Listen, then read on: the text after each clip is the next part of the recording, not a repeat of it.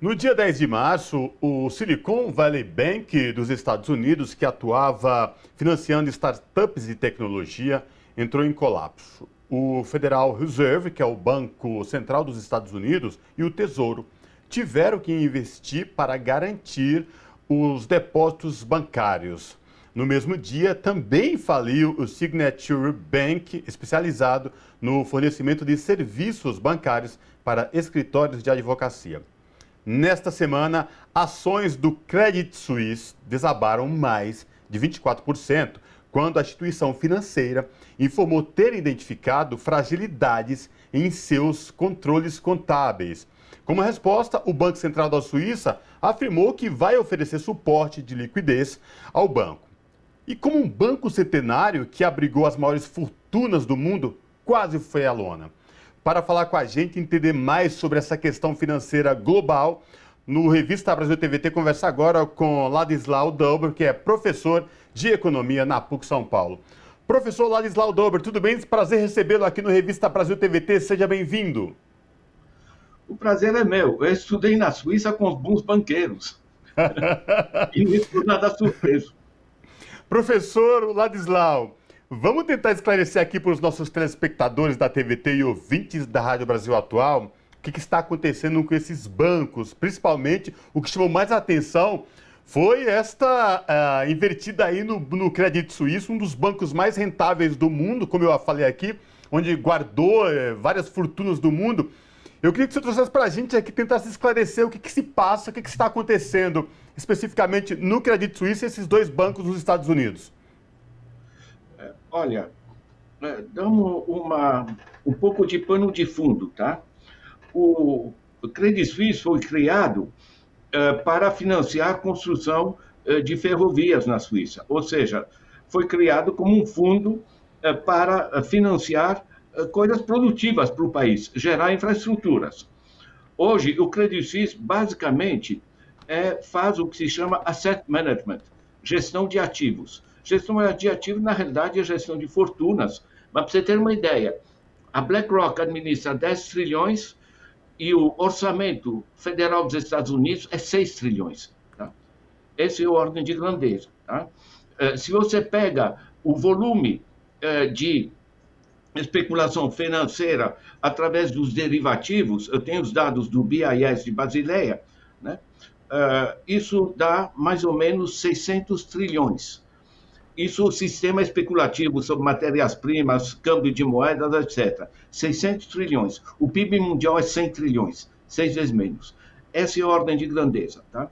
Ou seja, um sistema que essencialmente funcionava como apoio, como fomento para empresas, para iniciativas de infraestruturas, coisas do gênero, hoje essencialmente se tornou um sistema de especulação. O segundo ponto é que isso está baseado numa mudança, radical de como é a moeda. Porque o que a gente conhece como moeda é o que o governo emite, as notas de papel. Bom, as notas de papel, só você tentar pagar com papel, está cada vez mais difícil ter o troco, né? Certo? Na realidade, o sistema mudou, você paga com cartão, é apenas sinal magnético, é dinheiro virtual. O dinheiro virtual representa 97% hoje dos fluxos. E dinheiro virtual circula na internet. Hoje se chama High Frequency Trading, né? Comercialização de alta frequência. Todos esses bancos trabalham no espaço mundial. Eles não dão bola para um banco central aqui e ali, certo? E se um banco central aperta, eles vão para paraíso fiscal, simplesmente. Ou seja, gerou-se um sistema descontrolado de especulação. Esse sistema já gerou a crise de 2007 e 2008 e está voltando com força agora. Só que as pessoas aprenderam com 2007 e 2008. Tanto assim que o governo Biden imediatamente colocou dinheiro para o Silicon Valley, para outros. O governo suíço está colocando, disponibilizando mais de 50 bilhões, gente, tá? De dólares, tá? para o Credit Suisse, mas o básico de todo esse processo que preocupa é o seguinte: quando você tem fluxos desse porte, por exemplo, os derivativos que especulam, e é uma circulação de 600 trilhões para um PIB mundial de 100 trilhões, você nota a instabilidade disso, porque é tudo baseado em confiança. Se de repente meia dúzia de grandes caras tiram o dinheiro, isso aí quebra, certo? Daí a necessidade dos governos intervirem. A preocupação é essa. Agora, simplesmente, a gente não sabe. Né? Com o Credit Suisse, como imediatamente o governo suíço reagiu dizendo nós vamos colocar o dinheiro necessário, o que caiu, o Credit Suisse já voltou em boa parte. Certo? Isso não tira o básico, que é, a imensa instabilidade. 2, o fato que o dinheiro virtual está na mão de especuladores no planeta e não há governo mundial, o FMI não apita em nada disso, certo? E 3, que você tem um desvirtuamento de todo o sistema, porque ele não é usado mais para financiar atividades, no sentido de dinamizar a economia. Né? Essa coisa que ele era complementar às empresas, né? Para financiar investimentos. Professor, desculpa, eu vou aproveitar que o senhor vai entrar aí no contexto brasileiro e pedir que, além que o senhor fale sobre esses impactos que podem chegar aqui no nosso país, fale também sobre um pouco do impacto que aconteceu na Europa e em outros países também que foram impactados por essas informações sobre essas quebras, né? Olha, para a Europa, como para os Estados Unidos e outros que estão colocados, porque o sistema é global, tá? Eles ficaram preocupados, digamos assim, e fazem amplas declarações de que estamos seguros, né?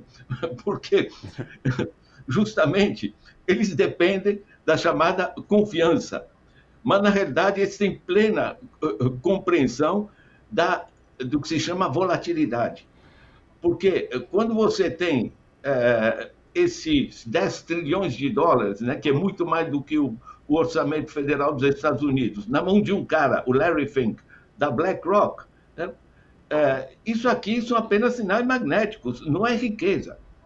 Se você quiser pegar esses trilhões de dólares que circulam sob forma virtual, emitidos pelos próprios bancos, sem dar bola para os governos, e você converter isso em bens reais, você não tem riqueza correspondente para tanto papel, para tantos sinais. Então, isso, quando um papel determinado está rendendo mais, por exemplo, título da dívida pública no Brasil, está rendendo 13,75, o cara que ia abrir uma fábrica, produzir alguma coisa e diz, eu vou ganhar 8% líquido, risco zero, sem precisar produzir, dando-se a produção. Né? Então, você tem esse deslocamento que vale no nível mundial. Daí, o sentimento de ameaça, ao mesmo tempo que esses grandes grupos, eles têm imenso poder político. Tá? O Larry Fink é recebido como chefe de Estado em qualquer canto, certo? Ninguém votou para ele. Certo? Porque a capacidade dele desestabilizar um governo com o volume de recursos que ele maneja é imenso.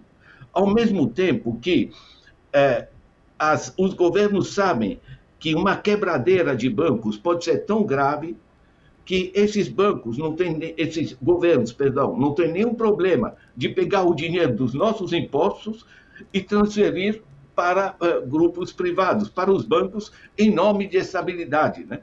É um sistema interativo em que o sistema financeiro global se tornou dominante. Não é mais um sistema, digamos, de apoio a atividades produtivas para financiar o bem-estar das pessoas, coisas do gênero. Nos Estados Unidos, a imagem que eles usam é que hoje o rabo é que abana o cachorro. Né? Você inverter o processo. Professor, o senhor falou dessa questão do sistema financeiro global, né? Dessas cifras e o quanto circula de papéis, não papel dinheiro, mas papel virtual em cifras de valores. Não falta aí nesse mercado global, mundial, um mercado que regule todo esse sistema? E mais, se não tem um mercado, estamos propícios a outras crises como essas, enfim, em curto espaço de tempo ou não, professor? Olha, Tem muita gente falando hoje que necessitamos de um novo Bretton Woods, tá? Porque nós tínhamos, por que funcionou o sistema financeiro no pós-guerra, certo? Depois de Bretton Woods e baseado, em particular nos Estados Unidos, numa lei chamada Glass-Steagall, né, que autorizava os bancos a fazerem especulação financeira com dinheiro deles, mas não com dinheiro dos correntistas. Ou seja, separava a atividade bancária tradicional de eventuais brincadeiras financeiras, certo? Isso aí, com a eleição de Margaret Thatcher e Ronald Reagan, né, e Reagan declarando o Estado não é a solução, o Estado é o problema, eles tiraram a regulação sobre a moeda, favorecendo grupos financeiros. A Glass-Steagall, a lei que regulava um sistema, foi tirada em 99 pelo Clinton. É muito interessante que em 99, no Brasil, o Serra entra com uma proposta de emenda constitucional para tirar o artigo 192 da Constituição no Brasil. O artigo 192 da Constituição declarava agiotagem como crime, usura, se chama. Certo? Era crime. Ele foi tirado, deram entrada em 99, se transformou em lei, em mudança constitucional em 2003, com a entrada do Lula. A partir disso, você não tem controle de agiotagem no Brasil. Certo? Nós temos um pouco de processos. Olha, eu recebi uma proposta aqui que entrou no meu celular, não pedi nada, do Santander, Grupo Internacional, tá? Que na Europa faz empréstimo a 5%, 6% ao ano, quando muito. Certo? Aqui no Brasil, eles me propõem, no e-mail, na mensagem que me mandaram, lá diz lá, se você está no sufoco, eles são familiares, né, filho? Eles mandam aí para milhões, né? Se você está no sufoco, até dia 31 de 1, eu recebi isso no mês anterior, né? Você pode pegar um empréstimo a 5,9% a ponto M ponto. O que é isso? 5,9% ao mês. 5,9% ao mês, 99% dos brasileiros não sabem que taxa de juros é essa, porque juro é ao ano. Você vai apresentar a taxa Selic ao mês? Entende? Então, 5,9%, sabe o que dá? Dá 100%. Ou seja, eles disseram, olha, vamos lascar 100%, só que a gente não vai dizer que é 100%. A gente aplica A ponto M ponto. O que é isso?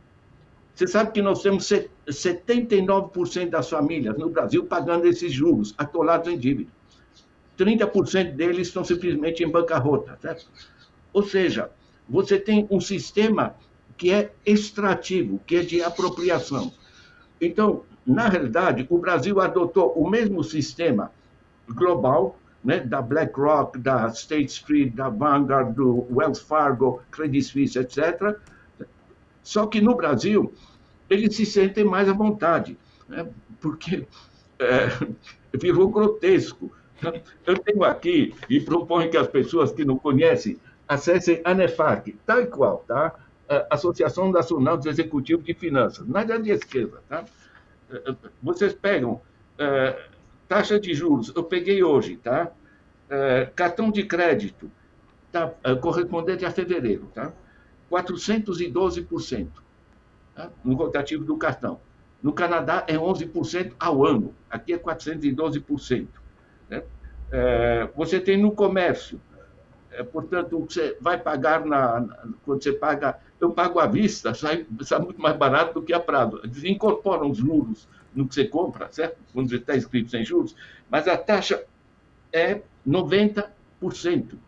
Ou seja, a pessoa que compra a prazo vai estar pagando praticamente o dobro. Esse é o nível. Entende? Então, eu peguei os dados do Banco Central, aqui de 27 de janeiro. A média no Brasil, por exemplo, para a pessoa física, está 55,8%. Eu peguei os dados na França para usura, tá? Agiotagem. Na França, por exemplo, você pega acima de 6 mil euros, né? A taxa média na França é 3,7 ao ano. quando você pede um empréstimo pessoa física, tá? A partir de 4,9% ao ano, você está em cana, certo? E não puseram na Constituição, é Código do Consumidor, certo? Porque é agiotagem, usura, né? Ô, professor, agora a gente tem um último minutinho, e aí a pergunta que eu acho que todas as pessoas estão se fazendo em casa é: a gente precisa, aqui no Brasil, como população brasileira, ficar preocupado com essa quebra dos bancos na Suíça e nos Estados Unidos? Não precisa, porque os bancos aqui estão gordos que não podem mais. Tá? O que tem é que os bancos estão extraindo dinheiro da gente sem precisar esperar nenhuma crise mundial. Tá?